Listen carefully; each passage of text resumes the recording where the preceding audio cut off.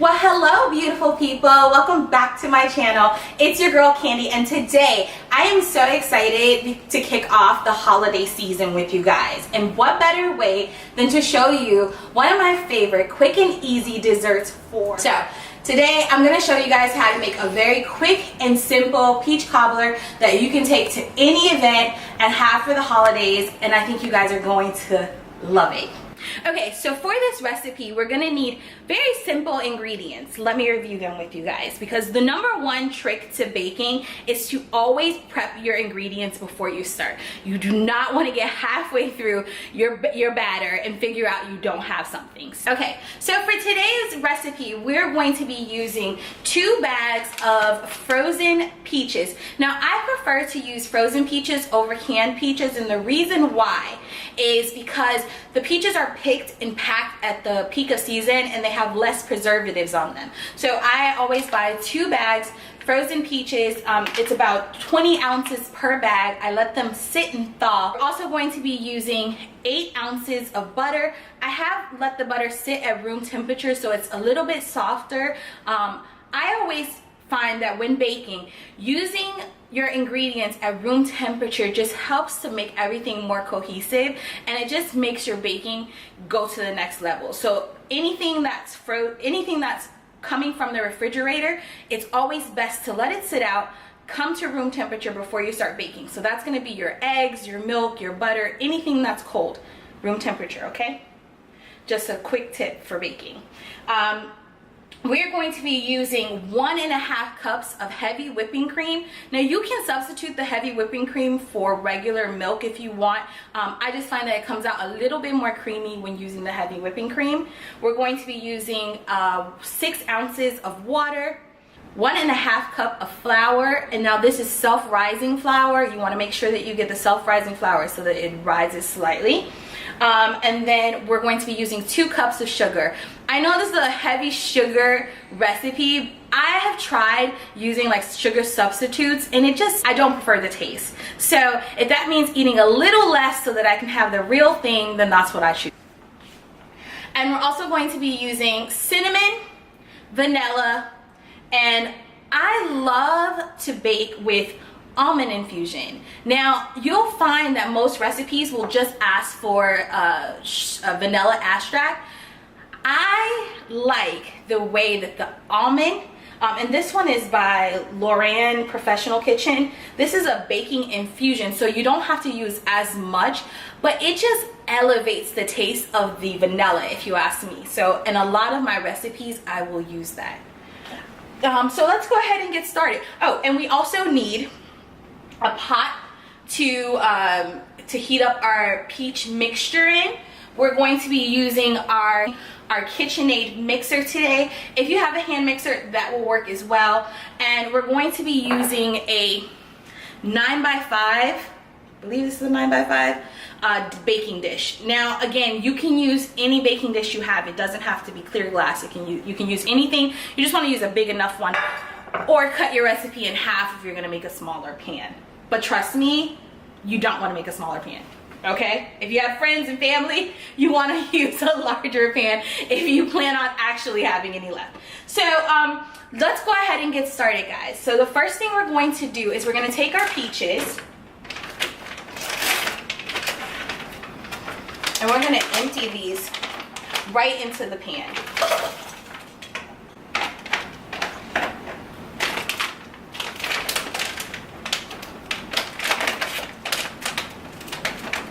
I can never open those, so I'm gonna grab my scissors.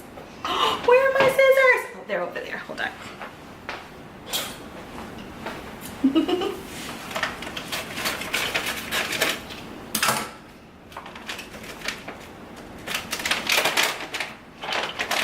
And we're gonna just dump those right into the pan.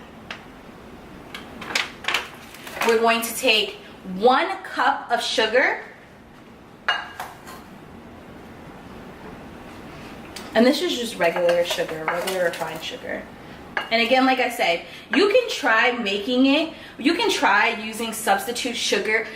Again, it's just not, it didn't go over well in my house. So we're just gonna take the sugar and pour it right on top of our peaches. That's 1 cup.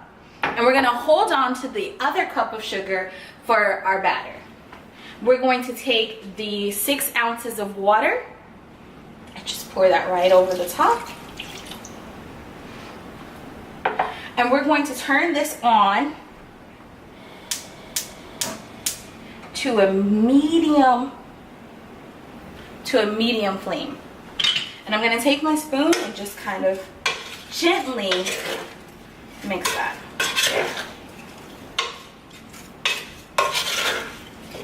Just to get everything coated.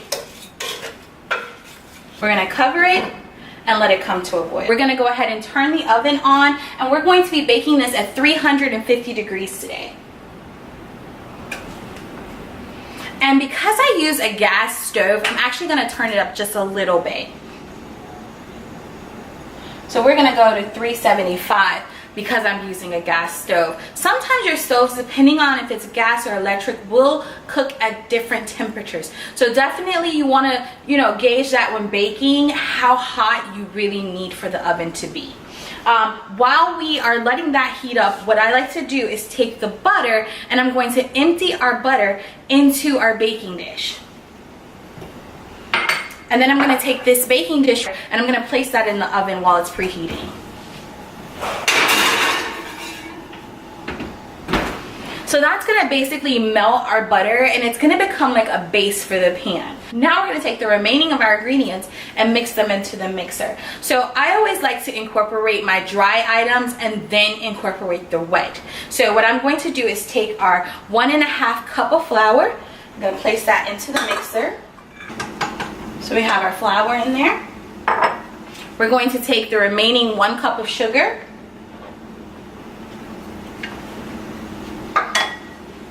We're going to mix that in.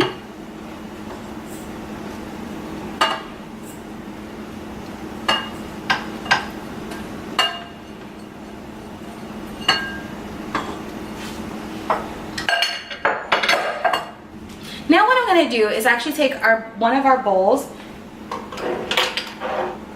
and I'm going to pour our 1.5 cup of heavy whipping cream. I'm going to add in 2 tablespoons of vanilla. Now this is pure vanilla extract. I do not like to cook with the imitation vanilla. It just does not taste the same. So we have 2 tablespoons. And now we're going to add in 1/2 tablespoon of the almond extract. And don't worry guys, I will have all of the ingredients linked down below for you. And now I'm just going to take my whisk and I'm going to hand whisk this. So while that's sitting, I'm just going to add 1/2 tablespoon of cinnamon to our dry mix. It's up to you how much cinnamon you want to put. Some people don't like cinnamon. It's not a necessity, but I definitely feel like it elevates the flavor. And I'm actually going to grab a little bit of nutmeg and just a little salt. So I'm just going to do a dash of nutmeg as well, and just a little salt, because I use unsalted butter. Now if you don't buy unsalted butter, you can actually skip that step. You don't have to add more salt. Now I'm going to turn our mixer on, and we're going to actually mix it on low. So just the first notch is fine. While we have that going, I'm just going to check our butter. It's still melting. Great. You do not want the butter to burn, so you definitely want to keep an eye on that. And we'll just stir our peaches really quickly.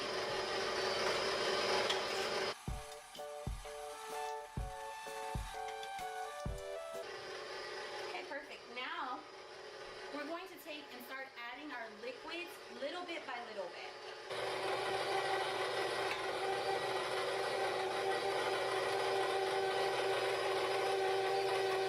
We don't want it to get too clumpy, so we're just gonna, again, add a little bit at a time.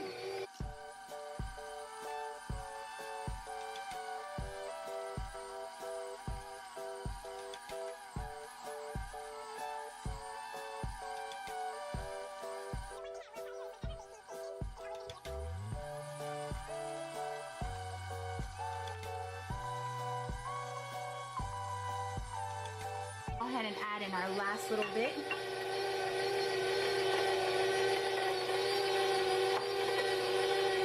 And I'm gonna take the spatula and just kind of scrape the sides.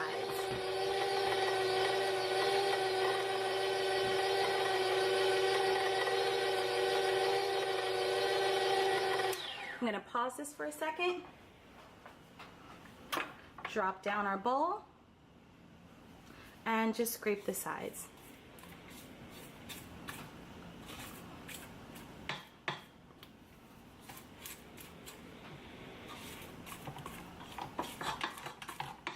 And that way everything gets nice and incorporated.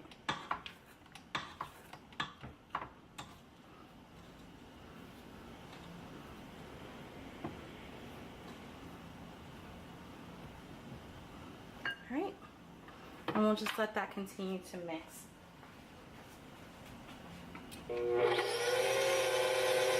And now we're gonna take it to a medium speed, I'd say around 4, and just let that go ahead and mix. The oven is now heated to 375 of butter. It's nice and melted. And let's just check in on our peaches. Now, as you can see, our peaches are boiling. I did turn the fire up a little bit just to get that boil going.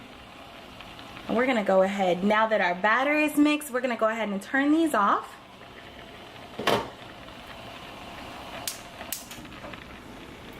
Okay. So basically, as you can see, our sugar has just melted and it's softened the peaches a little bit. So now we have our pan of butter, of melted butter, and then we have our peach mix. So what we're going to do, first step, is we're going to take our batter and pour it into our hot butter pan. So using our spatula, we're gonna take and spoon in our batter.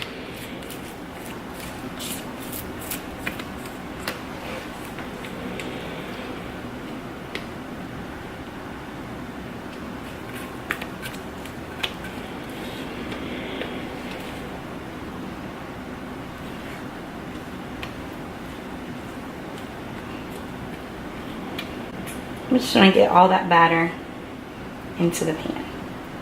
Now that we have our batter floating on top of our butter, we're going to gently spoon in our peaches. Gently fall on top of the batter. So you guys can see. And I'm draining off the liquid because we don't want the liquid to go in yet. We just want to create a nice layer of the peaches. Oh, it smells so good already, guys.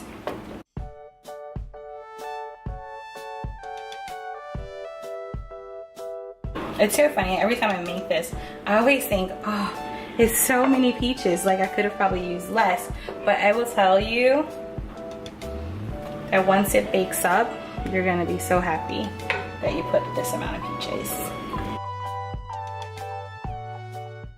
So what are your favorite holiday desserts? For me, I definitely say peach cobbler is at the top of my list, followed by pound cake. Oh, I've been trying for years to perfect. My grandmother used to make, and I know everybody says this, but my grandmother literally used to make the best pound cake ever. I've gotten it close. It's not as good as hers, but it's close. I like to make it with a little bit of praline topping because we are from New Orleans. So we love pralines. Almost done, guys. Just spooning, finding every little spot that I can put these peaches. If I see any spots that I can fill it up, maybe over here. I will tell you, cooking on camera, it's a little interesting. Now I see why people have like the little islands and stuff, because it makes it a little bit easier. I guess especially if you're right-handed. If you're left-handed, it's probably not as hard. Alright, so did you guys think that I was going to let this good syrup go to waste? No way. So what we're going to do now is just pour the syrup. Let me grab mittens. So we're gonna pour this syrup right over the top. I'm gonna try to go higher, even though I'm vertically challenged.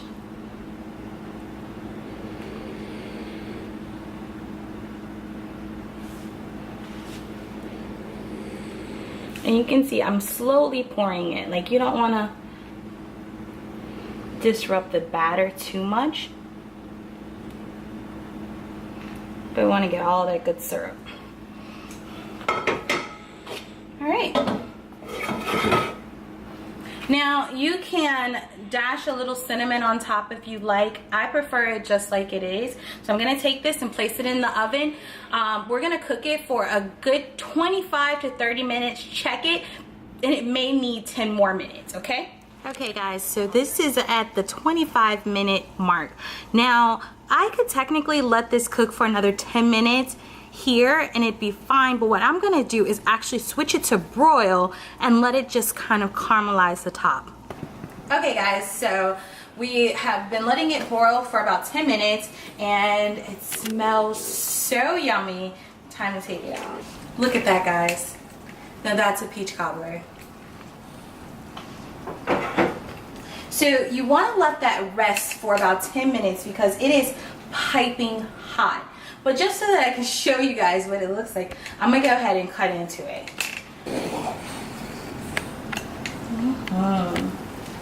Just ooey goodness.